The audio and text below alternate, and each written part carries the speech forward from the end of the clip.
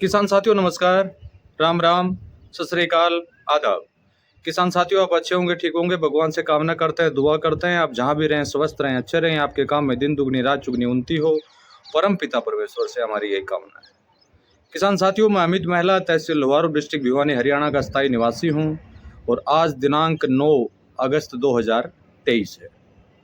तो साथियों आज हम बात करेंगे एक महत्वपूर्ण विषय को लेके और उसके साथ साथ वीडियो की शुरुआत करने से पहले मैं आपसे कुछ निवेदन करना चाहूँगा, क्योंकि काफ़ी किसान साथी इन चीज़ों से बहुत परेशान हैं कि कब वीडियो अपलोड होता है, कब नहीं होता है, कब लाइव प्रोग्राम होता है, कब नहीं होता है। मैं फिर एक बार बता देता हूँ, जिन साथियों ने सब्सक्राइब कर रखा है मेरे चैनल को, वो साथी प्लीज़ चेक कर लें कि आपने बेल आइकन घंटे को दबा के ऑल पर क्लिक किया है या नहीं किया है, क्योंकि जो भी वीडियो आपसे छूट रहे हैं वो यही रीज़न है। मैं हर वीडियो में ये गलती तो हमारी है, वैसे हम स्टार्टिंग में अगर इस चीज़ को बताना स्टार्ट कर देते तो आप लोग शायद इस गलती के शिकार नहीं होते, क्योंकि काफ़ी फार्मर बार बार कहते हैं कि सर पता ही नहीं चलता हमें कब वीडियो अपलोड करते हो आप। तो मैं प्लीज़ आपसे निवेदन करूंगा कि जिन किसान साथियों ने चैनल को सब्सक्राइब किया है वो बेल आइकन घंटे को दबा के ऑल पर क्लिक करें, और नए साथी जो आए वो भी प्लीज़ सब्सक्राइब करने के बाद बेल आइकन घंटे को दबा के ऑल पर क्लिक करें, ताकि आने वाले वीडियो का नोटिफिकेशन आपको मिल सके और आने वाला जो हमारा लाइव प्रोग्राम है जो सप्ताह में 2 बार होता है उसका आपको नोटिफिकेशन प्राप्त हो सके, ताकि कोई भी जानकारी के अभाव में आपका कार्य जो जैविक खेती के प्रति है वो ना छूट पाए। तो साथियों हम आज बात करेंगे जिंक के बारे में। जिंक का एक वीडियो हमने ऑलरेडी बना दिया था। जो वेस्ट डिकम्पोजर में जिंक सोबोलाइजियम बैक्टीरिया जो पाया जाता है उसके बारे में आपको बता दिया था विस्तार से। वैसे तो ज़्यादा जरूरत नहीं होती है, क्योंकि जैव उर्वरक वो है और वो जो भी कार्य करेगा, जितनी भी आपके ज़मीन में जस्ता जितने भी जमा है, और काफ़ी जगह जिंक की बहुत ज़्यादा अधिकता पाई जाती है, उसका रीज़न वही होता है, वो कठोर अवस्था में होती है। और वेस्ट डिकम्पोजर अगर हम डाल लेंगे तो वो घुलनशील अवस्था में होकर पौधे को देने का काम करेगी। आज हम बात करेंगे कुछ स्रोत जिनके अंदर जिंक पाया जाता है, जिनको हम बना सकते हैं, जिनका घोल हम रेडी कर सकते हैं, और उस विषय पर आज हम बात करेंगे ताकि आपको जानकारी हो जाए कि जिंक किन किन के अंदर होता है। सबसे पहले हम बात करते हैं जो जैविक रूप से जो उपयोग होता है, क्योंकि ये यहाँ पर हम कोई ऐसी चीज़ आपके बीच में नहीं छोड़ेंगे जिसकी वजह से आपको किसी भी तरह की दिक्कत हो। एक होता है सबसे पहले जिंक भस्म। जिंक भस्म के बारे में मोस्टली किसान साथी जानते हैं, उसके अंदर काफ़ी मात्रा में जिंक की मात्रा पाई जाती है, बहुत अधिक मात्रा में। दूसरा होता है जिंक कलेटेंस। जिंक कलेटेंस में के अंदर जो होती है 14% जिंक पाया जाता है, जिंक कलेटेंस। तो इसका उपयोग भी आप जैविक खेती में कर सकते हैं, बहुत अच्छा बेनिफिट आपको इसका मिलेगा। जो माइक्रोन्यूट्रिएंट आप बनाते हैं, जो पत्थरों का घोल आप बनाते हैं, या कोई अन्य माइक्रोन्यूट्रिएंट जो आप बनाते हैं, उसके अंदर इसको डाल के उसकी आपूर्ति की जा सकती है। तीसरा, जिंक का मुख्य स्रोत जो होता है, मैंने आपको एक बार एक वीडियो बनाया था, आपने देखा हो नहीं देखा हो, फल फ्रूट के ऊपर वीडियो बनाया था, यानी फलों के ऊपर भी और फलों के छिलकों के ऊपर भी। उन दोनों के अंदर काफ़ी मात्रा में जिंक पाया जाता है, बहुत अधिक मात्रा में जिंक पाया जाता है। तो उस वीडियो के लिंक अगर हो सके तो मैं यहाँ डिस्क्रिप्शन बॉक्स में डाल दूंगा, अन्यथा आप देखने का कष्ट करें, क्योंकि उनके परिणाम जल्दी आपको मिलेंगे और उसके अंदर प्रचुर मात्रा में जिंक होता है। चौथा जो हमारा विकल्प है जिंक का, वो है जस्ता धातु।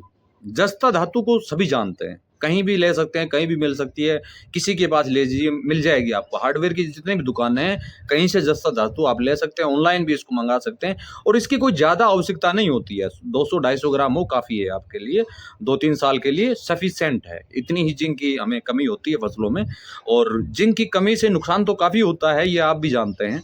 और पाँचवा जो साधन है वो हमारे पास है सेंधा नमक। सेंधा नमक के अंदर जिंक पाया जाता है। तो जो भी आप माइक्रोन्यूट्रिएंट बनाते हैं, जो पत्थरों का घोल आप बनाते हैं, उसके अंदर 200 से 250 ग्राम जो है सेंधा नमक आप डालने का काम कर सकते हैं। सेंधा नमक का अलग से अगर आप घोल बनाते हैं तो 10 लीटर वेस्ट डिकम्पोजर और उसके अंदर 250 ग्राम वो हमारा जो होता है सेंधा नमक आप डाल लीजिए और उसके अंदर भी काफ़ी मात्रा में जिंक होती है। जब आप माइक्रोन्यूट्रिएंट का छिड़काव करवाएँ, तो माइक्रोन्यूट्रिएंट के साथ में इसमें से 20 एमएल आप निकालिए या सॉरी 100 एमएल आप इसमें से निकालिए या 200 एमएल आप निकालिए, वो उस 15 लीटर में डाल के छिड़काव करवा सकते हैं।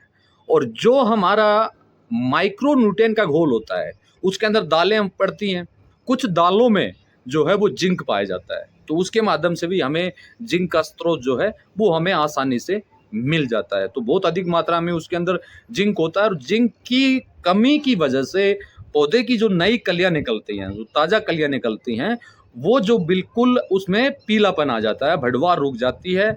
और जिंक की अगर आपूर्ति सही होगी तो फसल के अंदर अलग से आपको यानी बढ़वार भी अच्छी लगेगी और प्रत्येक पत्तियां यानी हरी भरी आपको दिखाई देंगी। लेकिन जिंक की डेफिशिएंसी पीलापन को आप केवल जिंक की डेफिशिएंसी भी नहीं कह सकते, वहाँ पर नाइट्रोजन की भी हो सकती है, फास्फोरस की भी हो सकती है, कैल्शियम की भी हो सकती है। जैसे बरसात ज़्यादा हो जाती है उस जगह पर कैल्शियम की डेफिशिएंसी ऑटोमेटिकली आ जाती है, क्योंकि जो भी कैल्शियम से संबंधित जो भी स्रोत होते हैं वो ज़्यादा बरसात होने की वजह से हमारी भूमि के अंदर नीचे धरातल में चले जाते हैं, जिसकी वजह से हमें जिंक की उसके अंदर कैल्शियम डालना पड़ता है। तो अन्य जो स्रोत है उसमें जैसे बीज होते हैं, कुछ बीज मैं आपको बताऊंगा जिसके अंदर जिंक की मात्रा काफ़ी मात्रा में पाई जाती है। मेवे होते हैं, हमारे मेवे जितने भी हैं उसके अंदर जिंक होता है बहुत अधिक मात्रा में। जैसे हम बीज की बात कर रहे थे, अब जो मछली खाते हैं यानी जो नॉन-वेज यानी जो भी क्या बोलते हैं उसको पता नहीं, और जो भी मांसाहारी जो लोग हैं वो जैसे आहार लेते हैं, जैसे मछली का खाने कम करते हैं या जो भी तैसे भी वो करते हैं यूज में, तो उसके अंदर जो वेस्ट बचता है उसके अंदर भी जिंक की मात्रा पाई जाती है। तो वहाँ से भी आप जिंक अवेलेबल हो सकता है, आपको कुछ मात्रा में ले सकते हैं। अगला जो होता है जैसे दालों के अंदर जिंक की मात्रा होती है। काफ़ी दालें हैं जैसे हमारे चने की दाल, उड़द की दाल, मूंग की दाल, इनके अंदर भी कुछ मात्रा में जिंक पाया जाता है। और यानी जहाँ तक हमारी मानना है कि जो पकी हुई दाल है, जैसे वो डिकम्पोज आप करते हो तो उसके अंदर 12% तक या 7% या 5% तक जिंक की उपलब्धता होती है। अगला जो होता है वो हमारा स्रोत है पोल्ट्री मैन्योर के अंदर भी जिंक की मात्रा होती है। पोल्ट्री मैन्योर जो होता है जैसे मुर्गी पालन जो भी करते हैं तो जो वेस्ट बचता है उसके अंदर भी जिंक की मात्रा पाई जाती है। उसका उपयोग भी आप जिंक की डेफिशिएंसी की जगह पर साथियों कर सकते हैं। अगला स्रोत जो है वो जिंक के कुछ स्रोत और हैं, जैसे छोले हैं।